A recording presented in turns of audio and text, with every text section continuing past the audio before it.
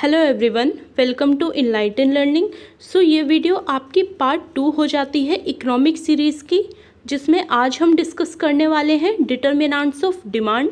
Means demand किस चीज़ पे depend होती है, डिमांड कब इंक्रीज़ होती है, कब डिक्रीज़ होती है, कौन से ऐसे फैक्टर्स होते हैं, कौन सी ऐसी वजह रीज़न होते हैं जो डिमांड को इंक्रीज़ या फिर डिक्रीज़ करते हैं। साथ ही हम डिस्कस करने वाले हैं about goods, types of goods means substitute goods, complementary goods, normal goods and inferior goods कौन कौन से होते हैं इकोनॉमिक्स में। सो चलिए स्टार्ट करते हैं, डिस्कस करते हैं determinants of demand. First determinant हो जाता है आपका प्राइस ऑफ द प्रोडक्ट, मतलब कि किसी प्रोडक्ट की कीमत। अगर किसी प्रोडक्ट की कीमत बढ़ जाती है या फिर घट जाती है तो उसका भी डिमांड पे काफ़ी हद तक असर पड़ता है। अगर किसी प्रोडक्ट का प्राइस कम हो जाएगा तो उसकी डिमांड ऑटोमेटिकली बढ़ जाएगी, इंक्रीज़ हो जाएगी।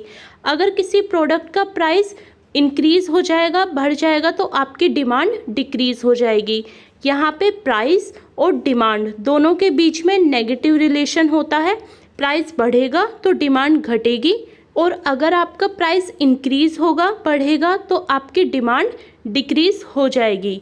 डिमांड और प्राइस के बीच में यहाँ पर कैसा रिलेशनशिप है? अपोजिट, नेगेटिव, इनवर्स रिलेशनशिप होता है प्राइस और डिमांड के बीच में। सो सेकंड डिटर्मिनेंट है आपका इनकम ऑफ द कंज्यूमर, यानी कि आपके कंज्यूमर की आय।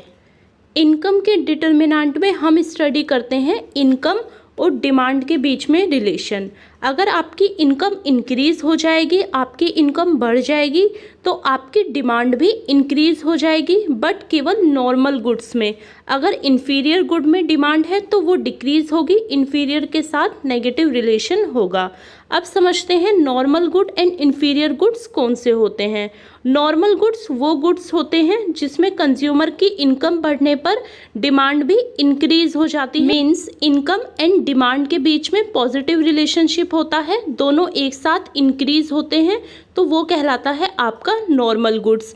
इन्फीरियर गुड्स वो गुड्स होते हैं जहाँ पर अगर आपकी इनकम बढ़ जाती है तो आपकी डिमांड कम होगी।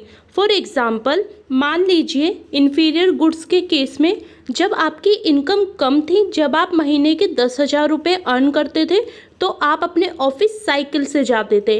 अब आपकी इनकम 40,000 हो गई, 40,000 हो गई, तो आपने बाइक से जाना शुरू कर दिया और कुछ टाइम बाद कार ले ली।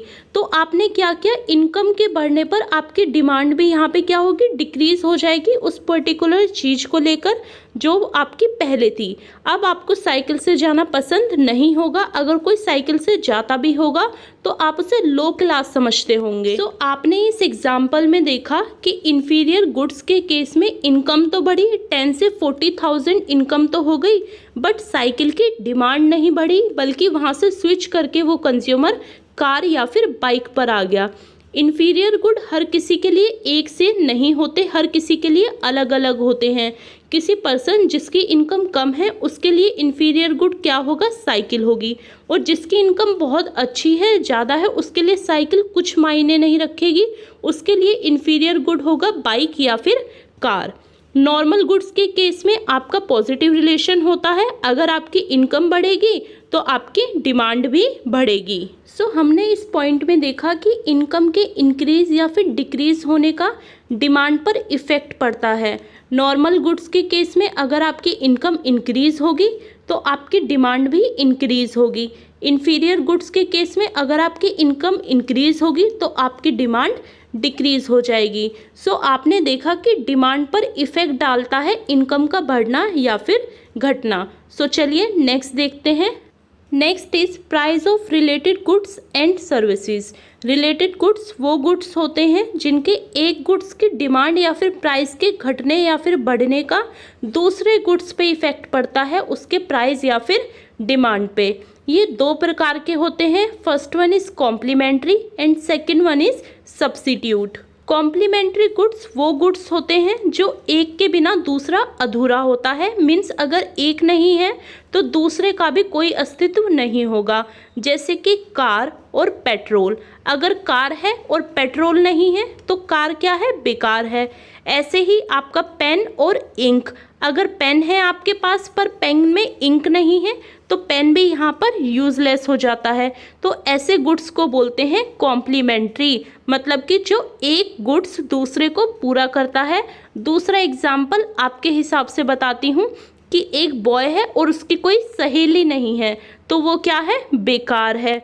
सो कॉम्प्लीमेंट्री गुड्स की सिचुएशन में अगर एक गुड्स का किसी भी एक प्रोडक्ट का प्राइस बढ़ता है तो दूसरे प्रोडक्ट की डिमांड डिक्रीज हो जाएगी। यहाँ पर इन्वर्स रिलेशनशिप होता है प्रोडक्ट और डिमांड के बीच में, प्राइस और डिमांड के बीच में। एक एग्जाम्पल से समझते हैं। मान लीजिए एक बॉय को उसकी सहेली ने धोखा दे दिया, तो वो क्या करेगा, अब सहेली की डिमांड करना कम कर देगा। क्यों? क्योंकि उसने धोखा दे दिया।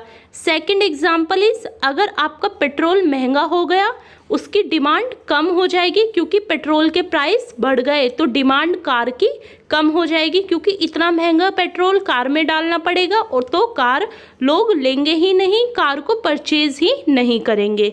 Second goods is substitute goods. Substitute goods वो गुड्स होते हैं कि ये नहीं तो वो ही सही। फॉर एग्जाम्पल, घरवाली नहीं तो साली ही सही। सो सब्स्टिट्यूट गुड्स में पॉजिटिव रिलेशनशिप होता है दो प्रोडक्ट्स के बीच में। अगर एक का प्राइस बढ़ेगा तो दूसरे की डिमांड बढ़ जाएगी। यहाँ पर पॉजिटिव रिलेशन होगा प्राइस और डिमांड के बीच में। यदि टी का प्राइस, चाय का प्राइस बढ़ जाएगा तो लोग क्या करेंगे, चाय पीना बंद कर देंगे और वो चाय की जगह पर कॉफ़ी पीना स्टार्ट कर देंगे, तो कॉफ़ी की डिमांड यहाँ पर इंक्रीज़ हो जाएगी। सो ये होते हैं आपके सब्स्टिट्यूट गुड्स। देखिए ये एग्जाम्पल मैं आपको केवल समझाने के लिए दे रही हूँ, इनको सीरियसली मत लेना। कहीं आप पापा को जाकर बोल दो कि अब तो मेरी दो मम्मी हैं, पापा की साली भी उनकी घरवाली हुई है। सो प्लीज़ एग्जाम्पल्स को सीरियसली मत लेना। So next is number of buyer in the market, means market में क्रेताओं की संख्या। सो इस पर भी आपकी डिमांड डिपेंड करती है। अगर आपके बायर्स ज़्यादा होंगे, क्रेताओं की संख्या ज़्यादा होगी, तो आपकी डिमांड भी ज़्यादा होगी। और यदि वहाँ पर क्रेता होंगे ही नहीं, मीन्स खरीदने वाले ही नहीं होंगे, तो आपकी डिमांड क्या होगी, डिक्रीज हो जाएगी। मीन्स अगर नंबर ऑफ बायर इंक्रीज होंगे तो डिमांड भी इंक्रीज होगी, नंबर ऑफ बायर डिक्रीज होंगे तो आपकी डिमांड भी डिक्रीज होगी। Next is consumer expectation. Consumer expectation में क्या होता है, कंज्यूमर एक्सपेक्ट करता है कि उसकी इनकम भी इंक्रीज होगी और इनकम इंक्रीज होगा तो प्राइस भी इंक्रीज होगा और इसी के साथ डिमांड भी इंक्रीज होगी। मीन्स हर एक कमोडिटी का पॉजिटिव रिलेशन चलता है। एग्जाम्पल के तौर पर अभी पीछे अनियन के प्राइस काफ़ी एक्सपेंस हो गए थे, काफ़ी इंक्रीज हो गए थे, तो क्या करा, लोगों ने अनियन का पूरा स्टॉक अपने पास में सेव करके रख लिया कि कल को ऐसा ना हो कि और ज़्यादा प्राइस इंक्रीज हो जाए। सो यहाँ पर क्या हुआ, आपकी डिमांड भी इंक्रीज हुई। अगर ऐसा होगा कि प्राइस घटेगा तो आपकी डिमांड भी घट जाएगी। Next one is advertising. Advertising में देखिए क्या होता है कि जितनी ज़्यादा आप एडवर्टाइजिंग में खर्चा करेंगे उतना ज़्यादा आपकी डिमांड इंक्रीज होगी। आपने देखा होगा टीवी में डेली न्यू नए एडवर्टाइजमेंट आते हैं। सो उसका फ़ायदा क्या होता है कि एडवर्टाइजमेंट के ज़रिए वो आपको बताना चाहते हैं कि इस प्रोडक्ट में ये क्वालिटी है, आप इसे परचेज़ करो। सो एडवर्टाइजमेंट को देखकर आप भी उस पर्टिकुलर प्रोडक्ट को परचेज़ करने चले जाते हो। सो जितना ज़्यादा आप इंक्रीज़ करोगे अपने एक्सपेंसेस एडवर्टाइजमेंट पे, उतनी ही ज़्यादा आपकी डिमांड भी इंक्रीज़ होगी। देखा होगा कि बहुत सारी फर्म्स होती हैं बड़ी बड़ी, वो एडवर्टाइजमेंट पे काफ़ी पैसा खर्च करती हैं। किस लिए करती हैं कि उस पर्टिकुलर प्रोडक्ट की डिमांड इंक्रीज़ हो, डिमांड बढ़ जाए। Next is taste and preference of consumer. यहाँ पर आपकी डिमांड डिपेंड करती है कंज्यूमर के टेस्ट और प्रेफरेंस पर। यदि कंज्यूमर का टेस्ट आपके प्रोडक्ट के लिए इंक्रीज़ हो गया तो आपकी डिमांड भी इंक्रीज़ हो जाएगी।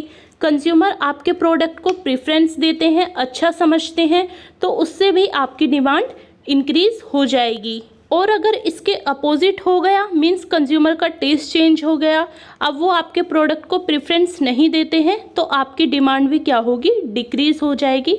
सो ये सभी फैक्टर्स थे जिन पर डिमांड डिपेंड करती है। डिमांड का इंक्रीज और डिक्रीज होना डिपेंड करता है। देखिए स्टूडेंट्स, ये टॉपिक आपका काफ़ी हद तक इम्पोर्टेंट हो जाता है आपके यूजीसी नेट एग्ज़ाम पेपर 2 के लिए, as well as for BCom, BBA, MCom, MBA and 11th and 12th class के लिए भी। यूजीसी नेट में इस टॉपिक से डायरेक्ट क्वेश्चन आए हुए हैं लास्ट ईयर। जो भी इम्पोर्टेंट पॉइंट थे वो सभी मैंने रेड मार्कर से मार्क कर दिए हैं, तो प्लीज़ आप इन्हें ध्यान से पढ़िएगा। If you like this video then please do like, share and subscribe. अगर आपने ऑलरेडी सब्सक्राइब कर दिया है तो बेल आइकन को प्रेस करना ना भूलें ताकि वीडियो की सभी नोटिफिकेशन सबसे पहले आप तक पहुँचें। Thank you for watching this video guys.